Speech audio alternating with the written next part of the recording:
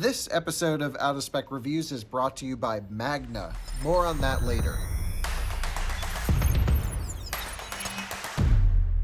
Hello, and welcome to another Out of Spec review. My name is Mike. If you listen to and or watch our Out of Spec Motoring podcast, then you will recognize me. This is the first video that I'm filming for Out of Spec, and the reason for that is this car right here behind me. That is my 2022 Mini Cooper SE.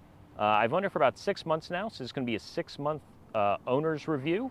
And I'm mainly setting out to answer, do I regret buying this car, which is the shortest range EV on sale 6 months into ownership. So let's go find out. And here it is, my 2022 Mini Cooper SE, the fully electric Mini. And also the shortest range EV on the market, with just an EPA estimated 112 miles of range. But just look at it. This color is called British Racing Green. I remember seeing this color on the 60th anniversary Mini, which I think came out in 2019. Is when they first launched this color. Super happy that they kept it around for me to be able to order it. So the trim that I got is a Signature Plus trim. In the Mini world, that would make this the mid-trim spec. It starts with the Signature at $29,900, and then the Signature Plus, which I believe after destination fee is a little more than $34,000. I think it's like $34,850, which would make sense because mine's stickered for $35,000 on the nose because I got one optional extra. Everything else was free, or free, included in your $35,000, I should say. So this green, British Racing Green, just looks absolutely amazing in the sun. Really highlights the body lines of this car. Absolutely love the metallic in it. Super eye-catching. I get a ton of compliments on this thing. Everyone loves the color and the two-tone look. I specifically avoided a green roof and went with the white roof, as Minis should be. I think Minis should have white roofs. They just look amazing. And I think the most amazing thing of this car is my one optional extra, the roof rails. I remember when I had my last Mini, which I also ordered new from the factory, that car did not have roof rails. And Ben and Kyle both gave me an extremely hard time for not ordering roof rails. So I was sure to not let them down again and made sure that I got the roof rails before I even told them that I had ordered the car officially. The wheels that I chose are not the Power Spoke wheels, aka Corona wheels from back in 2020. These wheels are called pedal spoke wheels. I've actually not seen another SE with these wheels on them yet, so kind of makes mine a little more unique, I think. And for 2022, the car was updated with this new front end, which looks so much better than the old one, in my opinion. I love this bonnie colored grille. Really, really sets it off. Absolutely love the green, how it fits in with the chrome and the black accents for the Signature Plus. The only difference really between the Signature Plus and Iconic, the Iconic trim is the most expensive Mini that you could buy. It does get the blacked out trim on the outside, so all this chrome here, all the chrome around the tail lights back here will be black. I do kind of wish I had the black trim, or at least they made it optional, but I guess they had to differentiate the car somehow. And of course, like all Minis, it has the Union Jack taillights. I know that these are kind of divisive amongst a lot of people. I really love them. No complaints from me. And really, the only way you can tell that this car is an electric car is this badge, this Mini electrified badge, and the Cooper S here. The S's on this car are in like this yellow-green color. Very cool. This is the charge port. As you can see, it has the same symbol.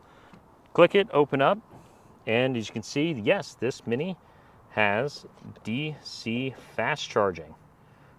Excuse the cleanliness of my charge port. It is pollen season here, and now I realize where it's all gone whenever I wash the car. So that's kind of interesting. But anyway, let's get these back in here. And shut that. You join me back at the office with these incredible views to thank Magna. Now, Magna is a technology company that produces not only parts for cars, but also technological solutions from manufacturing and design and engineering. They cover so many parts of the automotive sector, and I bet you've interacted with a Magna product in your life before. Magna actually is very near and dear to my heart because their partnership, Magna Steyr in Austria, produced my first car, a Mini Countryman, and it was built right there in Graz. A lot of you are also familiar. Magna's going to be producing the Fisker Ocean in their Magna Steyr factory, and they also build G-Wagons, and nothing gets tougher than a G. So really excited about our partnership with Magna, of course. They are also hiring for engineers, so we know a lot of you guys are super interested in technology and automotive. I'll leave a link below so you can learn more about possible opportunities at Magna, but of course we want to thank them for sponsoring today's video and being such a huge supporter of Out of Spec. Truly, they are pushing mobility forwards responsibly and sustainably. So that's just a really quick overview of my Mini, the one that I decided to order as I ordered it. Really, again, really love this color. Super happy with it on the outside and almost more happy on the inside. I mean, just look at those seats. Talk about like tweed British jackets. Like that just works. Absolutely love this leatherette cloth combination with, I'm going to use a Porsche term here, deviated stitching. Included, didn't even have to pay extra for that. Porsche, I think, charges you like $600 to do that. Overall, super happy with the quality of this car too. I have zero squeaks and rattles. The sunroof is super solid. The seats don't squeak at all, unlike Ben's Taycan. Overall, just a really, really great car. Super happy with it. Let's shut the door. Next, we're just going to hop back inside, and I'm really just going to attempt to answer my question. Do I regret buying this little thing? I don't think the answer will surprise you. Okay, so back to the original question that I posed. Do I regret buying the Mini Cooper SE? And the simple answer is no. I have no regrets at all. I absolutely love this little car. It's stupid fun to drive. You can zip around everywhere. It feels plenty fast. It feels a lot faster than my old Mini Cooper S, just because most electric cars do, due to instant torque, as we know. I just think the value for this car is where it's at. So $35,000 plus a full $7,500 tax refund from the federal government. If you live in a state where you get state incentives, this car's even cheaper.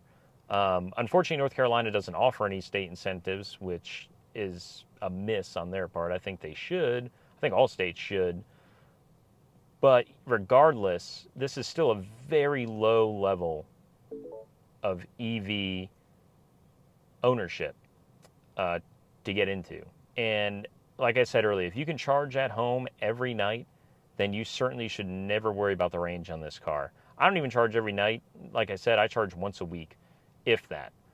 And I just think for the driving experience for an EV, it drives exceptionally well. It drives just like a standard Mini Cooper. And those are, the standard ICE Mini Coopers are so fun to drive, whether you get the 3-cylinder or the 4-cylinder turbos. No regrets at all. Love this little car. I think when the day comes where I do end up selling it, I'm going to miss it just like I missed my 2017 Mini. But there you go. I highly recommend, if you are in the market for an affordable, fun to drive, well-built, comfortable EV, then you definitely need to shortlist this Mini. The Mini Cooper SE, highly recommend it. And I will see you all next time.